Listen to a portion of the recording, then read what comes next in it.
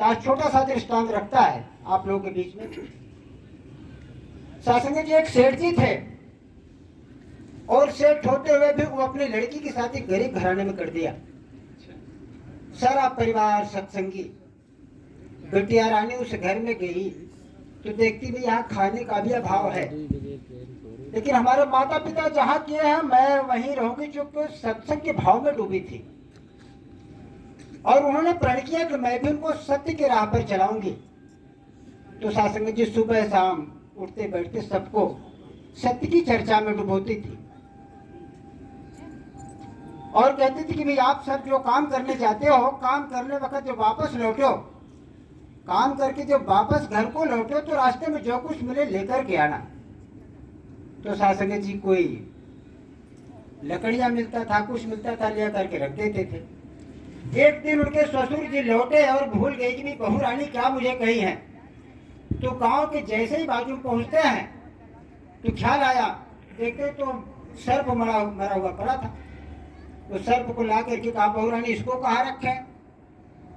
तो उन्होंने कहा, बाबूजी इसको छत के ऊपर रख दीजिए। छत के ऊपर उन्होंने सर्प को रख दिया।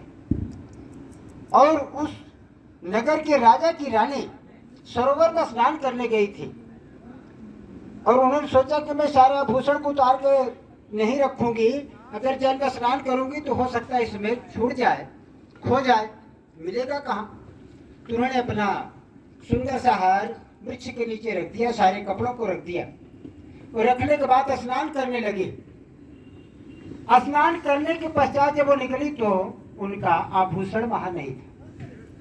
उस आभूषण को एक चील लेकर के उड़ गया। वो सोचा कि मेरा आहार है। जब चील लेकर के उड़ा तो उस घर गया जहां वो बिटिया का निवास था। नीम के पेड़ के ऊपर बैठा और हार को रख के खुट खुट मारा, लेकिन खाने की वस्तु तो थी नहीं। तो उसकी निगाह पड़ी वो सर्प पर, जो सासंग जी हार को छोड़ दिया और सर्प को लेकर के उड़ गया। बहू रानी सर्प को हार को देखती है तो कहती, भैया हार तो बहुत कीमती है। सारे परिवार को बुलाया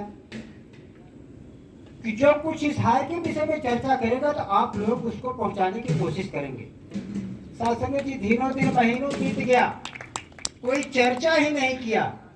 दूसरा महीना लगा तो राजा के सिपाहियों ने नगर में घूमना शुरू किया कि भाई जिस किसी को हार मिला हो वो राजा तक पहुंचा दे, और उसके बदले में राजा जी उसे ढेर सारा इनाम देंगे। तो सासंग जी बहू रानी के कान में पड़ा। तो उन्होंने कहा, पिताजी आपको ये हार को पहुंचाना है।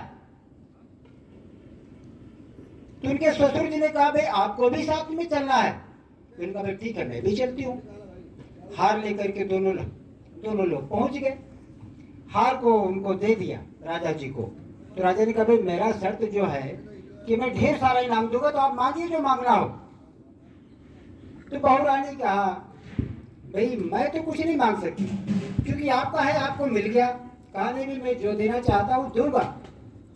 तो बहू रानी ने कहा, भाई आप देना चाहते हो तो हमारे यहाँ 3 दिन का सत्संग करवाओ, संत महापुरुषों का सानिध्य हो, सुंदर विचार प्रवाहित हो, हर लोगों को कान पड़े, उनका उद्धार हो, ऐसा हमें चाहिए।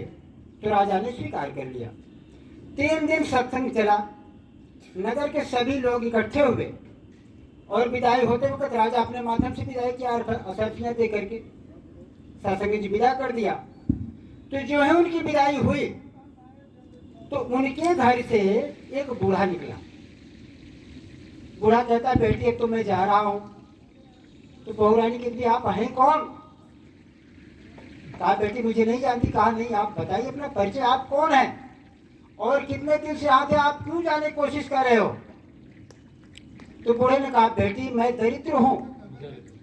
जिस घर में सत्संग होता है, जिस जगह संतों का सानिध्य होता है, संतों के विचार बहते हैं, मैं वहां टिक नहीं सकता, क्योंकि मैं दरिद्र हूं। सासंग जी बूढ़ा चला गया। कुछ ही क्षण बाद वहां एक बूढ़ी माँ आई, सफेद वस्त्र धारण करके। उन्होंने कहा, बेटी मैं आपके यहाँ रहना चाहती हूँ। तो बहू रानी का भाई आप क्यों रहोगे, हमारे घर सारा परिवार रहेंगे, आपकी क्या जरूरत है। कहा नहीं बहू जी मैं यहाँ रहना चाहती हूँ। कहा भाई आप कौन है। कहा बेटी मैं लक्ष्मी हूँ। जिस घर में सत्य की चर्चा हो, और आप लोग सुने भी होंगे कि जहाँ सुमति तहाँ संपत्ति लाना, जहाँ कुमति तहाँ विपद निधाना। क्योंकि सत्संग से सुमति आती है, परिवार सुमति हो जाता है, एक मत में चलने वाला, क्योंकि एक को जान लेता है, जिसे आप बाबा जी के माध्यम से जाने हो। एक को मान करके, एक को जान करके एक हो जाते हैं, एक मत में चलते हैं। तो उन्होंने कहा भाई आप लक्ष्मी हो तो ठीक है, आप लिख दो कि मैं लक्ष्मी आज से यहाँ निवास करूंगी। तो उन्होंने कहा मैं लक्ष्मी हूँ और आज से आप यहाँ मैं रहना चाहती हूँ और सदैव काल रहूंगी। तो साथ संगत जी लक्ष्मी के आने से उनकी आय 2 गुनी 4 गुनी 8 गुनी बढ़ती चली गई। साथ संगत जी ऐसा सत्संग का प्रभाव होता है, और हमको आपको सत्य में ही लेकर रहना है, क्योंकि तुम्हें तो निरंकार करो और 8 पहर दीदार करो। साथ संगत जी प्यार और सत्कार से कहना